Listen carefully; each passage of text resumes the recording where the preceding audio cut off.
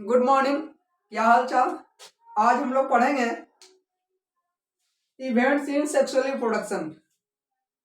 Sexual reproduction के event पढ़ेंगे। Sexual reproduction के इवेंट को 3 भागों में बांट दिया गया है। ये कौन कौन से 3 भाग होते हैं जानते हैं हम लोग। प्री फर्टिलाइजेशन इवेंट, फर्टिलाइजेशन और तीसरा जो होता है पोस्ट फर्टिलाइजेशन इवेंट। आइए जानते हैं प्री फर्टिलाइजेशन इवेंट का मतलब क्या होता है। प्री का मतलब होता है पहले। अब पहले का मतलब समझते हैं कि इसमें जो होता है गैमेट का फॉर्मेशन होता है। अब गैमेट का फॉर्मेशन यानी गैमेट बनेगा।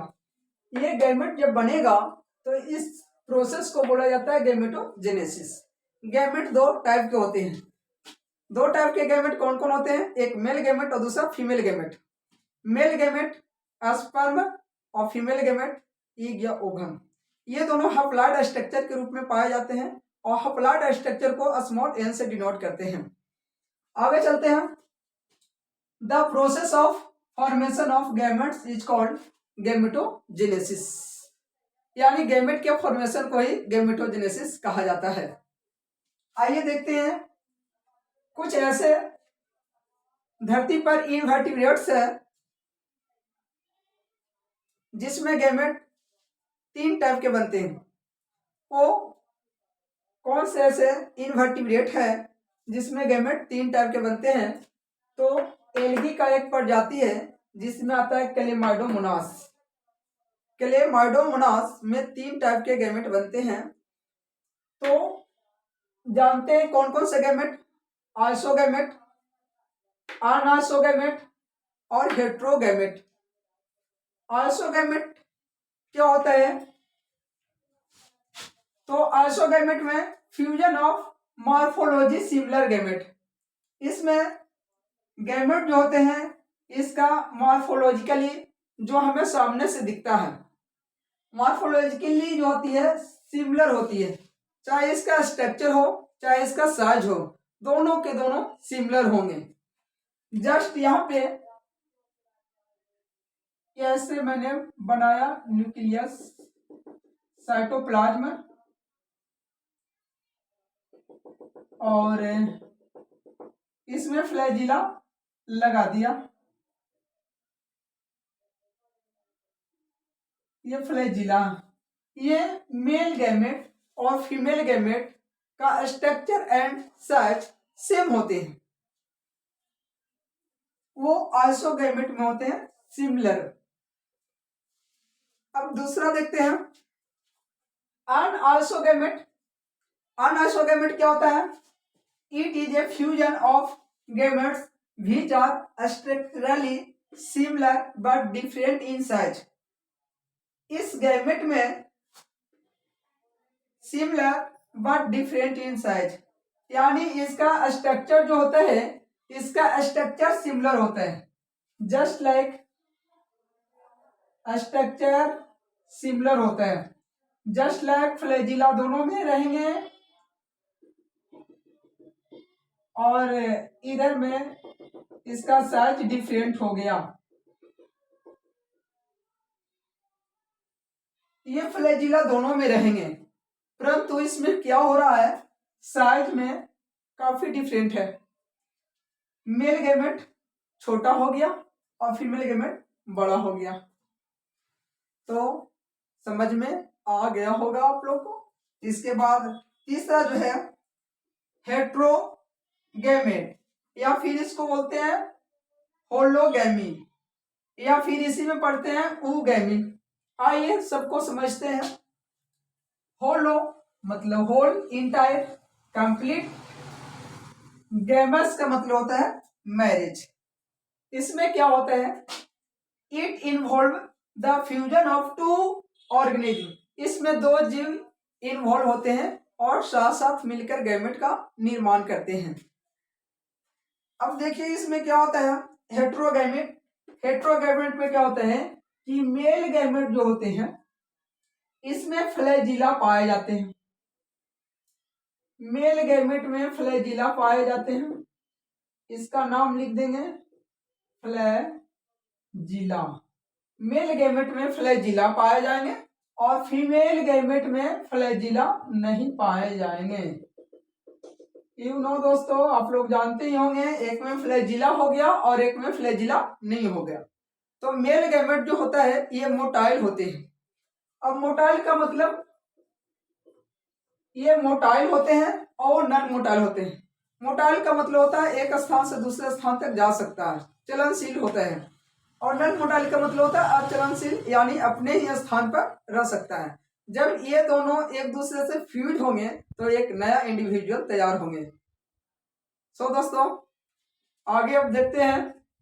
ये 3 तरह के इधर गैमेट बना था कैलिमाडोमोनास में, और मनुष्य जितने भी जटिल जीव हैं, वर्टिब्रेट्स हैं, उसमें 2 तरह के गैमेट बनता है। लेकिन एक एक्सेप्शन दिया हुआ है, या तो फिर कहिए एक कैलिमाडोमोनास दिया हुआ है जिसमें ये इनवर्टिब्रेट्स में आते हैं, और इसमें 3 तरह के गैमेट बना। कौन कौन से हैं? आइसोगैमेट, अनआइसोगैमेट, हेट्रोगैमेट या फिर होलोगैमी, या इसी में पढ़ते हैं ऊगैमी। इसमें मेल गैमेट में फ्लैजिला होते हैं, फीमेल गैमेट में फ्लैजिला नहीं होते हैं। तो सारा आप लोग देख लिए यहाँ पर। अब इसके बाद आगे देखते हैं फर्टिलाइजेशन। फर्टिलाइजेशन में क्या होता है? Fertilisation is the fusion of gamete to from a diploid zygote. यानी फर्टिलाइजेशन को समझते हैं, इसमें मेल गैमेट और फीमेल गैमेट दोनों फ्यूज हो जाते हैं, और फ्यूज होने के बाद डिप्लॉयड स्ट्रक्चर जायगोट का निर्माण करते हैं। डिप्लॉयड स्ट्रक्चर को 2n से डिनोट करते हैं, इसे 2n से डिनोट करेंगे। तो फर्टिलाइजेशन आप समझ गए होंगे कि male gamete and female gamete दोनों फ्यूज कर जाता है, और फ्यूज करने के बाद डिप्लॉयड स्ट्रक्चर बनाता है, जिसे फर्टिलाइजेशन के नाम से जानते हैं। आगे चलते हैं। ये फर्टिलाइजेशन जो होते हैं 2 टाइप्स के होते हैं। जनरली पढ़ते हैं 2 टाइप का, एक होता है एक्सटर्नल और एक होता है इंटरनल।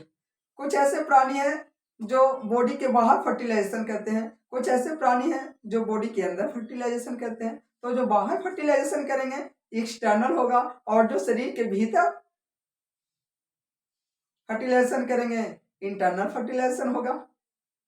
तो शरीर के बाहर कौन कौन से प्राणी में फर्टिलाइजेशन होती है, आइए जानते हैं दोस्तों एग्जांपल से। फिश, मछली हो गई, इसके बाद फ्रॉग, मेढक, इसके बाद ईस्टर, इसके बाद एल्गी, इसके बाद जेलीफिश।